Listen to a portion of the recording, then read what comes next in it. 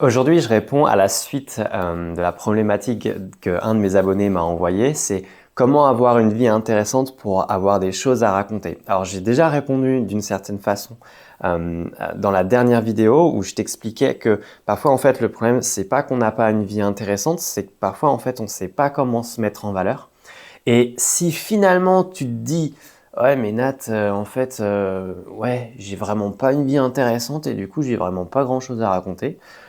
Du coup, la question c'est comment on fait pour avoir une vie intéressante? Et je vais essayer de répondre à cette question-là dans cette vidéo. Donc, je t'invite à être attentif. Et évidemment, c'est lié aussi au fait d'avoir des choses à raconter. Et si aujourd'hui, tu as du mal à trouver des sujets de conversation et que tu sais pas quoi raconter dans une interaction, notamment, je sais pas, tu es avec une personne qui te plaît bien et tu sais pas de quoi parler pour pouvoir avoir des choses à raconter, je t'ai créé un mind map avec à peu près 56 idées de sujets de conversation. Si tu es intéressé, tu as juste à cliquer sur le lien en description de la vidéo.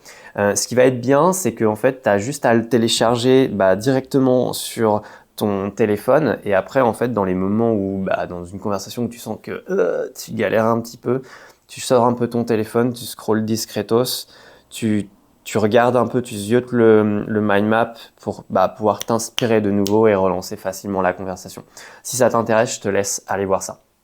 Alors, il y a pas mal de choses que moi j'ai envie d'explorer avec toi dans cette vidéo sur la notion de avoir une vie intéressante. Déjà, la première question c'est, tiens, mais en fait, c'est quoi une vie intéressante? C'est vrai, ça c'est une bonne question en fait. Ça veut dire quoi avoir une vie intéressante? Et il y a pas mal de présupposés en fait, rien que dans cette phrase-là. Déjà, il y a une notion, comme j'en parlais dans la vidéo précédente, il y a une notion à mon sens de comparaison. C'est qu'en fait, il y aurait des vies qui seraient plus intéressantes que d'autres. Et évidemment, c'est aussi lié à nos valeurs, à la valeur qu'on attribue en fait aux choses. C'est-à-dire que s'il y a une vie qui est plus intéressante qu'une autre, ça veut dire qu'en fait il y a des choses qui sont moins intéressantes que d'autres. Mais déjà la question c'est qui dit ça en fait? Qui dit qu'il y a des choses qui sont moins intéressantes? Qui dit qu'il y a des vies qui sont moins intéressantes que d'autres? Déjà je pense qu'il y a cette notion-là. Et ensuite je pense que c'est en effet se poser la question, mais en fait c'est quoi une vie intéressante? Tiens, je te la pose d'ailleurs, là pour toi maintenant. Je t'invite à me la partager en commentaire. Mais c'est quoi une vie intéressante en fait pour toi? Ça veut dire quoi avoir une vie intéressante? Je pense que on connaît tous dans notre entourage des gens qu'on trouve super intéressants. Et que dès qu'on se met à parler avec eux ou dès qu'on les voit, en fait, on sait que ces personnes-là, elles vont avoir des choses intéressantes à nous raconter parce qu'on sait en fait qu'elles ont une vie intéressante. Je pense qu'on connaît tous quelqu'un dans notre entourage qui a ce genre de vie, qui a une vie qui nous inspire, qui nous donne envie, où on se dit waouh, mais en fait cette personne elle a une vie super intéressante quoi. Moi j'ai un ami qui habite sur Lyon, il a une vie, moi je trouve, c'est quelqu'un qui est très intéressant. Je l'ai rencontré en 2018 je crois ou en 2017. On faisait de l'hypnose de rue ensemble parce que mon métier de base c'est praticien en hypnose. On s'est rencontrés à ce moment-là, dans ce cadre-là. C'est moi qui l'ai formé en hypnose de rue. Et c'est quelqu'un qui est très intéressant parce qu'il s'intéresse à plein de choses différentes. Il s'intéresse à l'hypnose, il s'intéresse à l'hypnose de rue, à l'hypnose ericksonienne, il s'intéresse notamment au domaine de la séduction, au développement personnel. D'ailleurs, ensemble, à un moment donné, on s'était amusé à aller aborder des filles ensemble dans la rue. Il s'intéresse au bushcraft. C'est quelqu'un qui, depuis pas longtemps, il s'est mis à lire plus que d'habitude. C'est quelqu'un qui, il me semble, qu'il fait de la salsa, il fait du dessin, il s'intéresse à plein de choses différentes. Il y a une année, il était inscrit dans une association de shibari, si tu connais, pour ceux qui sont curieux. Et là, récemment, tu vois, il a fait un voyage sur l'île de la Réunion. Et c'est une personne qui, moi, je trouve, a une vie qui est quand même assez riche et assez intéressante. Et en fait, je pense que la question, c'est ça, c'est quoi avoir une vie intéressante pour moi? Ça veut dire quoi, avoir une vie intéressante? Quand j'étais en 2021, je suis sorti avec une copine. Waouh! En fait, elle avait une vie très intéressante, hein. C'est en termes d'expérience, elle avait quand même une vie super intéressante. On s'était rencontrés en formation d'hypnose. D'ailleurs, moi, à un moment donné, je lui avais proposé de la former au début, avant qu'elle aille en école privée. Et elle s'intéressait à la communication non violente, elle était formée en naturopathie, elle s'intéressait à la permaculture, elle s'intéressait à l'écologie, au développement durable, elle s'intéressait aux vivants et aux animaux, elle s'intéressait...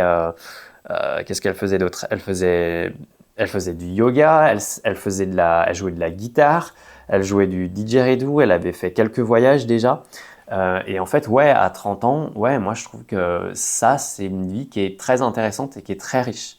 Et en fait, je pense que le plus important, c'est, pour avoir une vie intéressante, c'est d'être curieux. Par quoi tu es intéressé en fait? Et je pense que c'est aussi ça en fait. Avoir une vie intéressante, c'est faire des choses qui nous intéressent. Moi personnellement, je trouve que ma vie, elle est super intéressante parce que bah, j'ai plein d'activités différentes. Déjà, rien que sur mon CV, j'ai quand même pas mal d'activités différentes. J'ai travaillé en milieu agricole, j'ai travaillé pour Deliveroo, j'ai travaillé sur 3 postes différents en aéroport, j'ai travaillé chez Lidl sur 3 postes différents aussi. J'ai plein de petites expériences pro à droite à gauche, notamment en intérim. J'ai fait plein de boulots différents, j'ai été en fac de psycho, je suis formé en hypnose ericksonienne, aujourd'hui je fais beaucoup d'hypnose conversationnelle, je fais des vidéos, je m'intéresse au web marketing, je sais créer des sites WordPress. L'année dernière, je suis parti en voyage en vélo pour 2 mois et demi et j'ai fait 4500 km et j'espère un jour pouvoir en faire d'autres. Je trouve que oui, ma vie est intéressante. Et moi, dans ma vie, je suis pas quelqu'un qui s'ennuie. Et en fait, je pense que le plus important, c'est d'être curieux pour avoir une vie intéressante. C'est pas, et surtout, c'est pas remplir sa vie pour que ta vie, elle ressemble à celle de quelqu'un d'autre. Parce qu'en fait, ça, je pense que ce serait pas cool. Mais c'est remplir sa vie avec plein d'expériences différentes, de choses qui, toi, t'intéressent. Et parfois, oui, il y a des gens qui vont t'inspirer autour de toi. Mais je pense qu'en fait, c'est avoir une vie qui t'inspire toi. Avoir une vie avec des expériences. Et je pense que le maître mot ici, c'est différent et faire des choses pour toi. Et en fait, faire des choses qui t'intéressent toi. Parce que quand tu vas faire ça, il va se passer un truc. C'est que les gens, ils vont se rendre compte que tu as une personnalité qui est atypique, qui sort du lot. Et les gens, ils vont avoir envie de venir parler avec toi parce que c'est toi. Et pas parce que c'est quelqu'un d'autre. Pas parce que tu sais bien parler. En fait, les gens, ils vont venir te parler parce qu'en fait, c'est toi. Parce que tu as tes expériences à toi, tu as tes expériences personnelles et qu'en fait, elles sont intéressantes. Et je pense que le plus important, c'est le faire pour soi. Alors après, évidemment, oui, on va après on va rencontrer des gens dans notre vie qui vont nous inspirer. On va se dire, tiens, cette personne-là, elle m'inspire. Il y a des choses qui m'inspirent. Il y a des choses que j'ai envie de prendre d'elle. Que j'ai envie de lui piquer, entre guillemets, parce que ça m'inspire. Et du coup, on va s'enrichir de cette façon-là, en fait. En fait, l'idée, c'est comment on nourrit toutes nos différentes parties et comment, en fait, on, on va aller vers les choses. Et je pense qu'en fait, le plus important, c'est d'être curieux et de faire des choses pour soi. Et la question, c'est, tiens, qu'est-ce que toi, tu as envie de faire, en fait, dans les prochaines semaines, les prochains mois? Comment tu as envie de remplir ta vie, en fait? Et avec quoi tu as envie de la remplir? Et naturellement, quand tu vas avoir plein d'activités, quand tu vas avoir plein d'expériences, bah en fait, tu vas naturellement être intéressant. Parce que tu vas te retrouver avec plein d'anecdotes, plein de choses à raconter, et du coup, tu n'auras plus besoin de forcer dans les conversations. Ça deviendra naturel, en fait, tout simplement. Je me souviens que il y a 2-3 ans, j'avais recroisé un gars avec qui j'étais en fac de psycho à Grenoble. Et on s'était croisés, je me souviens, on s'était croisés d'ailleurs devant Pôle emploi, tu vois. Et lui, il partait pour l'armée parce que bah, il avait besoin de changement et puis je pense peut-être il savait pas trop comment se chercher. Il partait pour l'armée et on a discuté et tout, puis il m'a demandé ce que je faisais et tout. Puis j'avais partagé comme ça mes dernières expériences. Et en fait, il m'avait dit waouh, mais en fait, Nat, t'as tout fait. Et je lui ai dit en fait, j'ai été surpris par cette remarque et c'est pas la première personne qui me l'a dit. Je lui ai dit non, j'ai pas tout fait. J'ai fait plein d'expériences différentes, certes, mais je suis loin d'avoir tout fait. Et il y a plein de choses aujourd'hui qui m'intéressent encore. Et je pense que du coup, la question, c'est ça, c'est par quoi on est intéressé? En fait, la première chose, c'est avoir une vie intéressante pour soi. Déjà. D'abord. Au risque de ressembler à quelqu'un. Et c'est pas ce qu'on veut, en fait. Et on n'a qu'une seule vie. Et le plus important, c'est de faire des choses qui nous parlent. Moi, par exemple, ouais, j'ai fait un voyage en vélo à un moment donné l'année dernière parce que ça me parlait et parce que j'avais envie de le faire. Et je pense que le plus important, en fait, c'est de faire des choses pour soi, qui te parlent et qui te nourrissent aussi, en fait, tout simplement.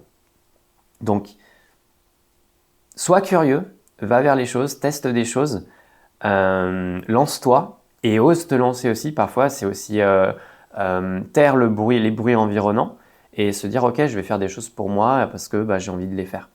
Et moi, je me souviens, il y a une dizaine d'années déjà, hein, ça fait quand même une bonne dizaine d'années, quand j'étais en résidence universitaire, j'avais des amis qui me disaient, toi, Nat, tu as de la chance parce que tu as trouvé ta passion, en fait. Tu as une passion. Et en fait, à l'intérieur de moi, ça m'énervait parce que je me disais, oui, j'ai une passion, mais en fait, une passion, ça se trouve, en fait. Et pour la trouver, il faut la chercher. Il n'y a rien de plus intéressant qu'une personne qui est passionnée par un sujet, hein, ça c'est clair. Hein. Enfin, je veux dire, c'est la façon la plus simple pour être passionnant et intéressant dans une conversation, c'est avoir une passion.